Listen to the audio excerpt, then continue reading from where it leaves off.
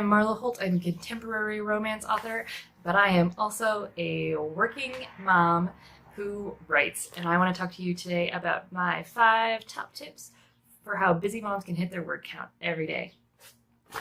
I have 3 kids, 2 of whom are under the age of 5. So my house is a busy place. It can also be a loud place. It can be a chaotic place. And one of the questions I get asked most often by people who know what I do, who know that I work out of the home in the evenings, I stay home with my kids during the day, they ask me most often how I get everything done. Number 1, choose an attainable goal. I would love to be able to write 5,000 words a day. That is not where I am at. That is especially not where I am at the moment with publishing The Other Lane. Before I was in the process of starting publishing, my daily word count was between 1,000 and 2,000 words each day, depending on what I had going on with the kids and with work and cooking, cleaning, general house stuff. My word count at the moment, since I am so close to the launch of The Other Lane, it comes out in less than 6 weeks, and I have so much to do. I am working on 500 words a day. That's it. Sometimes I write more. I never write less, but 500 words a day is my word count goal each day, because that is what is attainable to me right now. Find a goal that works for you in your daily life. If you can do 1,000, that's fantastic. If you're not hitting 1,000, if your goal is 1,000 and you're not hitting 1,000 every day, adjust it. Go to 750. Find something that's workable for your daily schedule. I know we are all busy, so I don't want you to stress yourself out any more than you have to be. Choose a goal that feels good and that you know you can manage. If you feel like you need to push yourself, go for it. But if you're pushing yourself and you're stressing out and you're getting frustrated and you just want to quit, back it off, enjoy, slow it down. Writing is supposed to be healing and creative. It's not supposed to be something that makes you hate everyone. So that's not good. Stop that. So be easy on yourself. Choose an attainable goal. You'll more likely stick with it if it's something you know you can hit. Number 2, make time for yourself to write. I am one of those people who gets up before dawn. Not by choice. I am not a morning person. It is awful.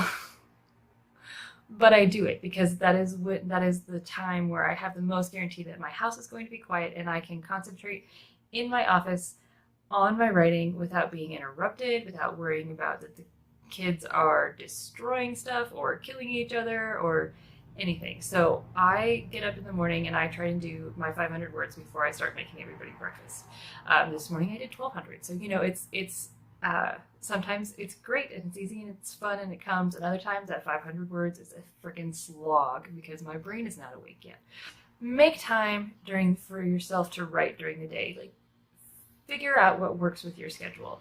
If that means turning off the TV and not watching Netflix for a while, that's going to be a big one because TV sucks up a lot of potential creative time. Experiment a little bit. It took me a long time to come to terms with the fact that I was going to have to get up at 5 o'clock in the morning if I wanted to get in my words without being stressed out, because I'm not a morning person and I work oftentimes until 11 p.m. Do some experiments, figure out what's best for you, talk to your partner, see if they can help you figure that out. Number 3, be flexible. Please be flexible. Just be flexible. Go with the flow. Just understand that there are going to be days where it's just not going to happen. The kids are going to be needy, somebody's sick, there's emergencies, you are sick, you don't feel well. There's so many things that can just come up, especially when you are taking care of a family. So just be flexible and know that, maybe have Google Docs on your phone so that you can reach your manuscript from wherever. And if you need to type out a few hundred words on your phone in the afternoon when your kids are playing nicely, or when you're in a doctor's office in a waiting room or whatever, you can write from wherever, and it's easier to get words in if you're flexible about when and where and how you write, instead of being like, I have to be at my desk and I have to be doing this and I have to be doing that when I get words done. If you can be flexible about how you get words down, it's a lot easier to meet your word count on those days where life throws you a curveball. But my fourth tip is say no to the guilt. Just say no to the guilt. Guilt for needing time to yourself, guilt for wanting to take time away from your kids and or your partner to write, and guilt from having those things encroach upon your word count time. All of those things cause us guilt. Your kids don't need you 100% of the time. Talk to your partner about needing time to write, about when. Like I said, like sometimes in the evening, my husband and I will both get our computers out and he'll do his thing and I'll do my thing and we'll be doing it together.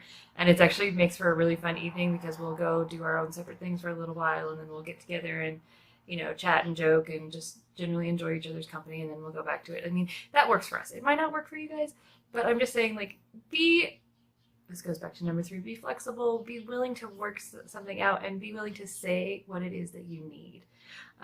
Because just guilting yourself about wanting to do things and feel that compulsion, because for me it's a compulsion to write, is not going to serve you in the long run. And you need to take care of yourself, to take care of your family, to take care of your kids, and to take care of your own mind. Number 5, this is my favorite one, is reward yourself. So I don't set like small term goals. I set goals like I'm going to write roughly 500 words a day and I'm going to finish, I would like to. I don't set deadlines. I'm not a deadline person.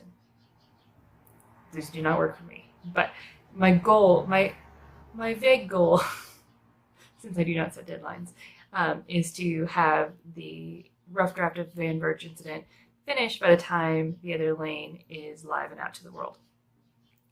So that gives me 6 weeks to finish 10,000 words at 500 words-ish a day, and that's totally doable, as long as I keep on my goal. So when I do that, I get to go out to have drinks with my husband and celebrate another novel finished. Like, even if it's just a first draft, we celebrate each stage. So we'll go out to our favorite restaurant and we'll have like Manhattans or something fancy with really nice top shelf rye, and it'll be fun. It'll be a fun night, and we'll have a couple drinks and it'll be great. It'll be something we don't get to do all that often, and it'll be fun. As I was finishing all of my proofreads on The Other Lane this past month, I let myself cast on a new knitting project every time I finished a proofread. So this is the project that I got for the great big finished ending thing. It's beautiful red. It's going to be like a shawl when it's done. And that was my reward, and that would help me get through those edits, because those edits were so hard for me to do because I had been working with the story so much over the past few months to get it ready for publishing, and I did hire an editor. I didn't do it all myself. But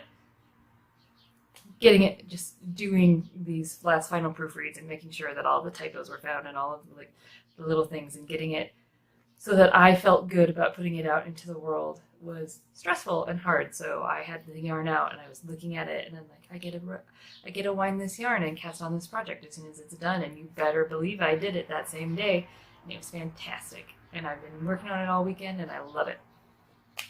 So as you're planning out your writing day, take these into consideration.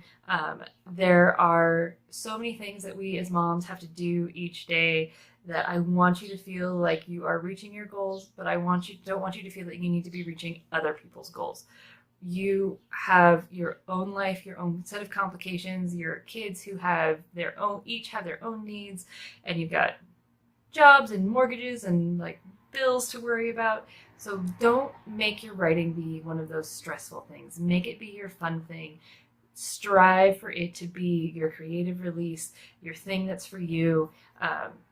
Don't neglect yourself and don't neglect your writing. Don't give up on it just because it feels impossible. There are ways to make it work. Like, comment, subscribe, tell your friends. Let's get a discussion going on how we can be effective creative moms and still like really enjoy our lives and feel like we're there for our kids and our spouses and our partners and all that good stuff. And the other lane comes out July 10th, 2018. That's only a little bit less than 6 weeks away. I'm super excited. I can't wait until it's ready to go. And if you can't wait that long and you're excited to read some of my fiction, you can download the prequel novella to The Other Lane, which is When Abe Met Lane. The link is down below. It's available for sale on all major ebook platforms, or you can get it for free if you sign up for my mailing list, which, like I said, that link is down below, along with links to my website and all of my other fun social media stuff. Check me out on Instagram. I'm really active there, and I can't wait to talk to you next time. We'll see you later, guys. Happy writing.